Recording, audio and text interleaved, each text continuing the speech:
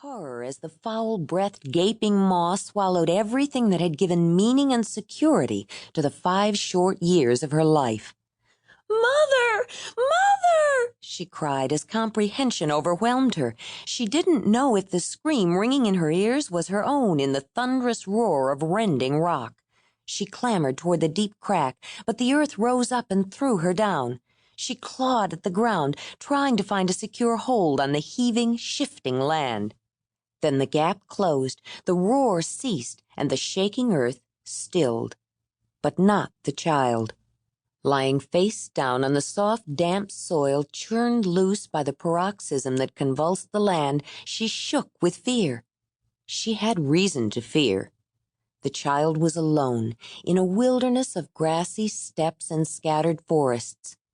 Glaciers spanned the continent on the north, pushing their cold before them. Untold numbers of grazing animals and the carnivores that preyed on them roamed the vast prairies, but people were few. She had nowhere to go, and she had no one who would come and look after her. She was alone. The ground quivered again, settling itself, and the girl heard a rumbling from the depths, as though the earth were digesting a meal gulped in a single bite. She jumped up in panic, terrified that it would split again. She looked at the place where the lean-to had been. Raw earth and uprooted shrubs were all that remained.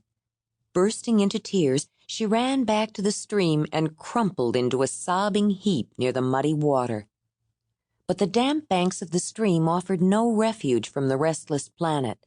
Another aftershock, this time more severe, shuddered the ground. She gasped with surprise at the splash of cold water on her naked body. Panic returned. She sprang to her feet. She had to get away from this terrifying place of shaking, devouring earth. But where could she go? There was no place for seeds to sprout on the rocky beach, and it was clear of brush. But the upstream banks were choked with shrubs just sending forth new leaves. Some deep instinct told her to stay near water, but the tangled brambles looked impenetrable. Through wet eyes that blurred her vision, she looked the other way, at the forest of tall conifers.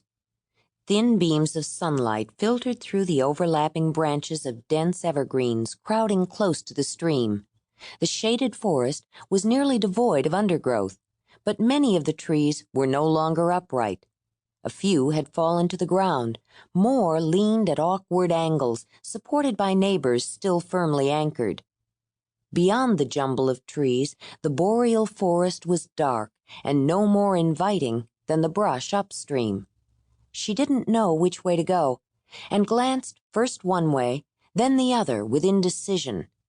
A tremble beneath her feet while she was looking downstream set her in motion.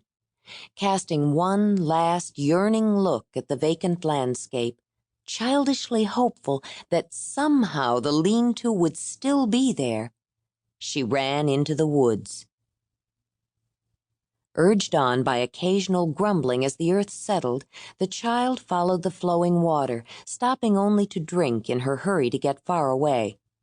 Conifers that had succumbed to the quaking earth lay prostrate on the ground, and she skirted craters left by the circular tangle of shallow roots, moist soil and rocks still clinging to their exposed undersides. She saw less evidence of disturbance toward evening, fewer uprooted trees and dislodged boulders, and the water cleared.